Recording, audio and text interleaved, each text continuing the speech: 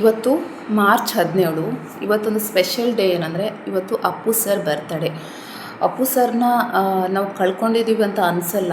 ಇವತ್ತು ಅವರು ನಮ್ಮ ನಡುವೆ ಇದ್ದಾರನ್ನೋ ಫೀಲೇ ಆಗುತ್ತೆ ಅಲ್ವಾ. ಅವ್ರ ಸಾಂಗ್ ನೋಡಿದಾಗ, ಅವ್ರ ಮೂವೀಸ್ ನೋಡಿದಾಗ, ಅಪ್ಪು ಸರ್ದು ತುಂಬ ಮೂವೀಸ್ ಅಂದರೆ ಪ್ರತಿಯೊಂದು ಮೂವೀಸು ಎಲ್ಲರಿಗೂ ಇಷ್ಟ ಆಗುತ್ತೆ.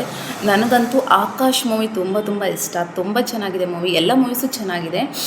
ಅಪ್ಪು, ಅಭಿ, ಆಕಾಶ್, ಮಿಲನ ಅಂತೂ ನಾನು ತುಂಬ ಸಲ ನೋಡಿಬಿಟ್ಟಿದ್ದೀನಿ. ಅವ್ರ ಮೂವೀಸ್ ಅಂದರೆ ನಾವು ಮನೆಯಲ್ಲಿ ನಮ್ಮ ತಂದೆ ತಾಯಿ ಜೊತೆ ಕೂತ್ಕೊಂಡು ನೋಡ್ಬೋದು. ಅಷ್ಟು ಯಾವುದೇ ಥರ ಬ್ಯಾಡ್ ಸೀನ್ ಇರಲ್ಲ. ಅಪ್ಪು ಸರ್ಗೆ ಅಭಿಮಾನಿಗಳು 10 ವರ್ಷದ ಮಗುವಿಂದ 70-80 ವರ್ಷದ ಏಜ್ವರೆಗೂ ಅವ್ರಿಗೆ ಅಭಿಮಾನಿಗಳು ಇದ್ದೇ ಇರ್ತಾರೆ. ಆವಾಗ ಅವ್ರು ತಲೆಯಲ್ಲಿ ಇಟ್ಕೊಂಡು ಮೂವಿ ಮಾಡಿರ್ಬೋದು. ನನಗೆಲ್ಲ ಎಲ್ಲ ಥರ ಜನ ಅಭಿಮಾನಿಗಳಿರ್ತಾರೆ. ನಾನು ತುಂಬ ಹುಷಾರಾಗಿ ಮೂವಿ ಮಾಡಬೇಕು ಅಂತ. ನೋಡಿ, ಇದು ಅವ್ರ ಸೊಸೈಟಿ ಬಗ್ಗೆ ಅವರಿಗಿರೋ ಕಾಳಜಿ.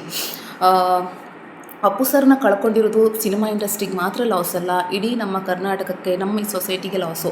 ಯಾಕಂದರೆ ಅವರಿಗೆ ಈ ಕರ್ನಾಟಕ, ಈ ಸೊಸೈಟಿ ಬಗ್ಗೆ ಅವ್ರಿಗೆ ತುಂಬ ಕಾಳಜಿ ಇದೆ. ಅವ್ರು ಮಾಡೋ ಕೆಲಸದಲ್ಲೇ ಗೊತ್ತಾಗುತ್ತೆ ಅವ್ರಿಗೆ ಎಷ್ಟೊಂದು ಕಾಳಜಿ ಇದೆ ಅಂತ. ತುಂಬ ತುಂಬ ಬೇಜಾರಾಗುತ್ತೆ ಅಪ್ಪು ಸರ್ನ ಕಳ್ಕೊಂಡಿರೋದು. ಮೊನ್ನೆ ಯುವರತ್ನ ಮೂವಿಯಲ್ಲಿ ಪಾಠಶಾಲಾ ಅಂತ ಒಂದು ಸಾಂಗ್ ಬರ್ತಾಯಿತ್ತು ಟಿ ವಿಯಲ್ಲಿ. ನಾನು ನೋಡಿದಾಗ ನನ್ನ ಕಣ್ಣೆಲ್ಲ ನೀರು ಬಂತು. ಎಂಥ ಒಬ್ಬ ನಟನ ನಾವು ಕಳ್ಕೊಂಡ್ಬಿಟ್ವಿ ಅಂತ.